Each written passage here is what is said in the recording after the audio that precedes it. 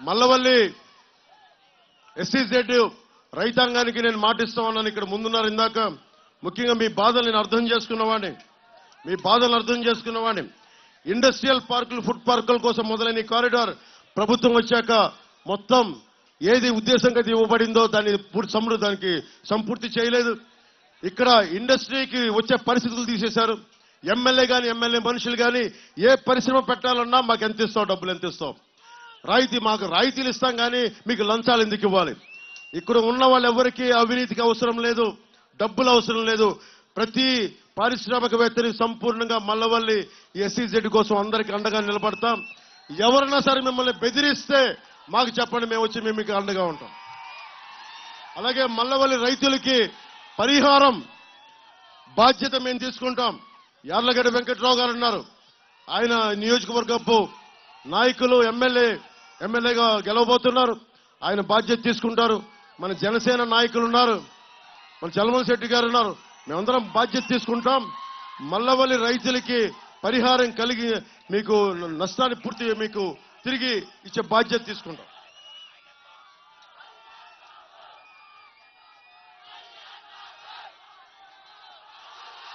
అలాగే గన్నవరం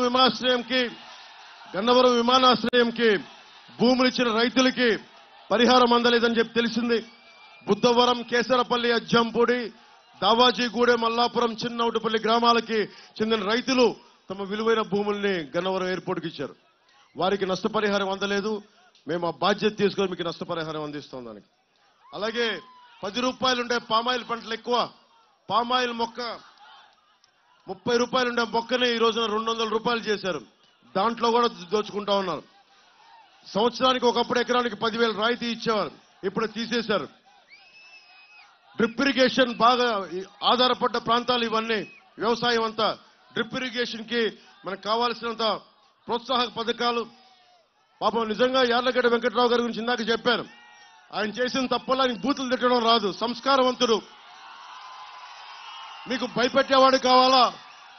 మీరు చెప్పండి, భయపెట్టేవాడు కావాలా లేదా సంస్కారంతో మీకు అండగా నిలబడే యార్లగడ్డ వెంకట్రావు గారు కావాలా? యార్లగడ్డ వెంకట్రావు గారే కదా మనకి.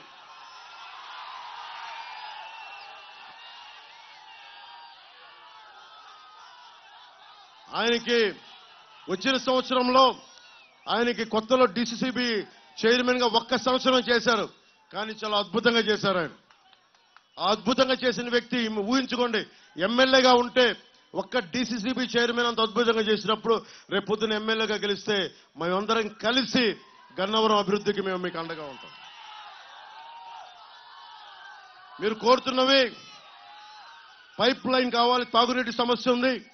ప్రధానమంత్రి నరేంద్ర మోదీ గారు జల్ జీవన్ మిషన్ ఇచ్చారు.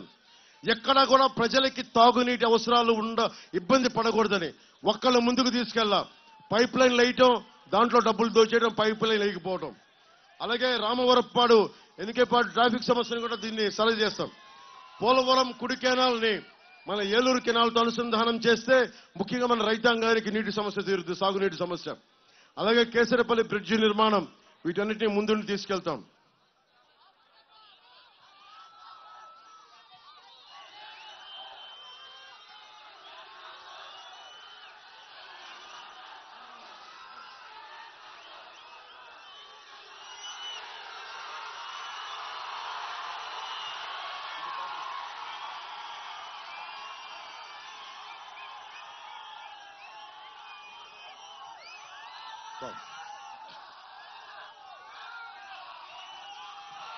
కూర్చో.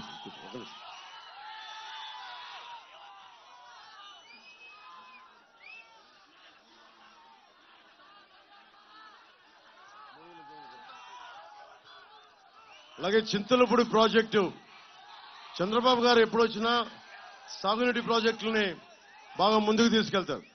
చింతలపూడి ప్రాజెక్టుని 3,800 కోట్లు పోయినసారి టీడీపీ హయాంలో చేస్తే ఈసారి 1 కోటి రూపాయలు కూడా విడుదల చేయలేం.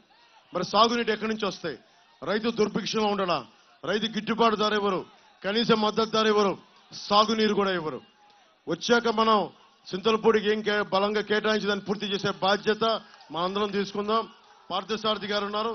పార్థసారథి గారు ఇలాంటి సీనియర్ నాయకులందరూ బాధ్యతతోటి మేమందరం కలిసి ముందుకు తీసుకెళ్తాం. ముఖ్యంగా యువతకి చెప్తా ఉన్నా, యువతకి మీరు ధైర్యం చేయకపోతే మార్పు రాదు. నేను మీకోసం అన్ని వదిలొచ్చాను. నేను మీకోసం వచ్చానా లేదా, నిలబడ్డానా లేదా? ఇప్పటంలో ఏం చేశాం? మాటిచ్చా ఇప్పటంలో వైసీపీ వ్యతిరేక ఓటును చీలనివ్వనని. నాకు సరదా కాదు. నేను మన ఆంధ్రప్రదేశ్లో ఎవ్వరూ బాధపడకూడదు, గూండాగర్దీకి భయపడకూడదు, రౌడిజంకి భయపడకూడదు. అందరూ బలంగా ఉండాలి, సమిష్టిగా ఉండాలి. విభజన ఆంధ్రప్రదేశ్ బలంగా ఉండాలి. యువతకు ఉపాధి అవకాశాలు కావాలి. మీరు కోరుకున్నా, నిలబడ్డా. ఒడిదుడుకులు ఎదుర్కొన్నాం, నిలబడ్డాం. ఈ రోజున గన్నవరంలో మీకోసం వచ్చాం. ఒకటే అడుగుతున్నాం, నాతో పాటు వేదిక మీద మనకి పార్థసారథి గారు ఉన్నారు. కె పార్థసారథి గారు నూజివీడ్ నుంచి పోటీ చేస్తున్నారు సైకిల్ గుర్తు మీద. ఆయనకి నూజివీడ్లో ఉన్న జన సైనికులు, జనసేన మద్దతుదారులు